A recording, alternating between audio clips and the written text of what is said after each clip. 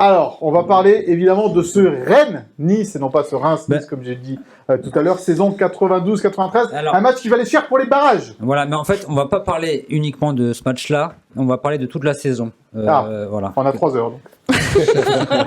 92-93, le contexte. Donc, l'OGC Nice en 91 est relégué pour raisons administratives, donc en D2. Et donc, il fait une première saison très difficile en 91-92, où il termine quand même 9e de D2, il se sauve. Et donc, on parle donc de cette saison 92-93, un peu plus ambitieux. André Boïs est aux commandes du club, donc en tant que président. On va voir l'équipe qui est en place. Voilà, donc il y a le retour de Marco Elsner et de Gérard Bucher, les anciens qui viennent donner un coup de main à leur club de cœur, avec aussi les arrivées de Sanjak, Arpinon et Abou Cissé, qui était, je crois, l'oncle de Djibril. Le frère. Voilà, le frère de Djibril Cissé. C'est ça. Voilà. Et Stéphane faisait partie de l'effectif. Collé. Oui, je suis arrivé après, moi. Ouais, il est arrivé après. Oui, parce que ça, c'est la photo du tout début de saison. Il y en a une autre qui a été faite après qu'on n'a pas mise. Voilà. Donc, le début de saison est difficile. Les Aiglons marquent peu de buts. Et donc, André Boïs décide rapidement d'engager un buteur qui s'appelle Zlatko Vujovic, qu'on va voir ici. Et il prend le frère avec. Et les deux ensemble, les jumeaux qui avaient joué à Bordeaux. Et après, Zlatko avait joué au PSG, à Cannes aussi notamment. Il a toujours marqué beaucoup de buts. Il arrive, ils ont 34 ans. Et Zlatko va faire quand même une très belle saison puisqu'il marquera 17 buts avec sûrement des passes de Stéphane Collet. Non. Pas encore. Voilà, et donc Nice débute mal cette saison. Au bout de 7 journées, ils sont 14e au classement. Il y a eu un match exceptionnel aussi. Il y a eu un 4-4 face à Bastia, où Nice menait 2-1, puis perdait 4-2 et a égalisé 4-4 dans les dernières secondes dans un brouhaha. Les Bastiais se plaignaient qu'il y ait une faute avant le but où l'arbitre n'avait pas sifflé. Enfin bref. C'est étonnant. Bon, Nice n'est pas très bien. André Boïs donne un gros coup de gueule. Il y a une petite remobilisation. Mais bon, ça ne porte pas complètement ses fruits. Et l'entraîneur, qui était Jean-Noël Luc, est démis de ses fonctions et il est remplacé par son adjoint Albert Raymond. Voilà. Il est remplacé par Albert Raymond, mais c'était l'entraîneur de la 3e division. Oui, qui était c'était la réserve. Voilà. Donc c'était ton entraîneur à ce moment-là. Voilà. Ouais. Et avec Pancho González nommé directeur technique. Tout à fait. Voilà. Donc à partir de la 13e journée, une défaite au Ré contre Perpignan. Donc ça joue au football à Perpignan. Ça jouait au football, non pas qu'au rugby, ouais. Et puis la mayonnaise a un peu du mal à prendre quand même avec Albert. Nice oscille entre la 7e et la 11e place jusqu'à la 24e journée et une victoire face au leader Martigues et au Ré, 2-1. Et cette victoire, ensuite, grâce à cette victoire, les bonnes perfs vont s'enchaîner. Nice se retrouve 3e à la 28e journée, donc à 5 journées de la fin. Donc, bien placé pour la montée. Oui, en fait, c'était le premier monté. C'était 2 groupes. Barrages, ouais. Et le deuxième et le troisième faisaient des barrages. Ils ont eu un petit coup de mou, puis finalement, Nice gagne ses 3 derniers matchs. Et il faudra attendre la dernière journée et un but de Yazid Sanjak contre Nancy à 10 minutes de la fin et une victoire 2-1 au Ré contre Nancy pour être assuré de la 3e place. Le premier but avait été marqué par Zlatko Vujovic, le serial buteur.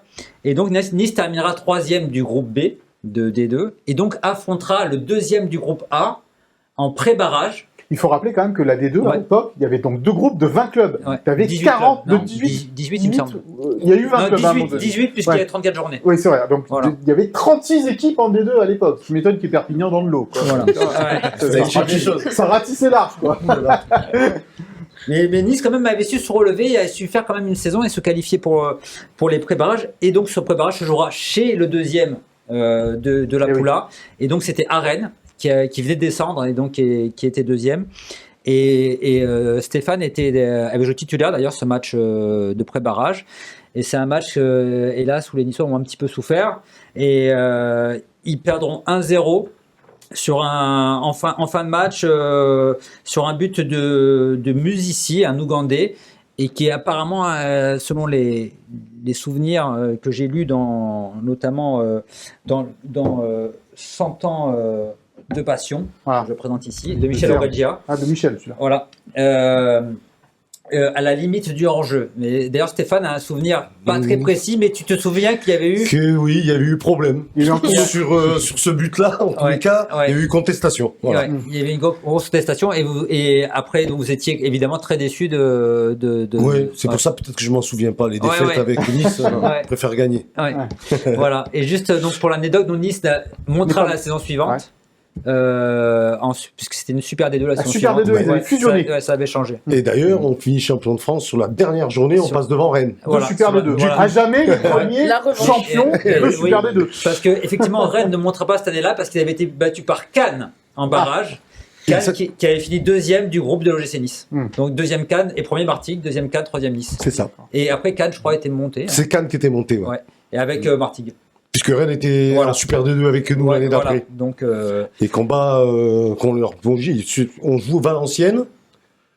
C'est ça. Et c'est cette dernière journée-là où on leur passe devant. Voilà, exactement. On va gagner à Valenciennes. De toute façon, vous seriez monté quand même. Puisque, oui, on était monté déjà. C'était un match pour l'honneur, mais champion de France quand même. De Super D2. Voilà.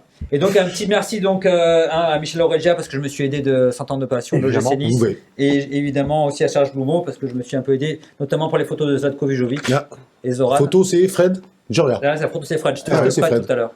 D'accord. Voilà. Qui soulève la coupe de France, le fameux dernier trophée remporté par l'OGC Nice. Non, il y en a eu un cette année de trophée.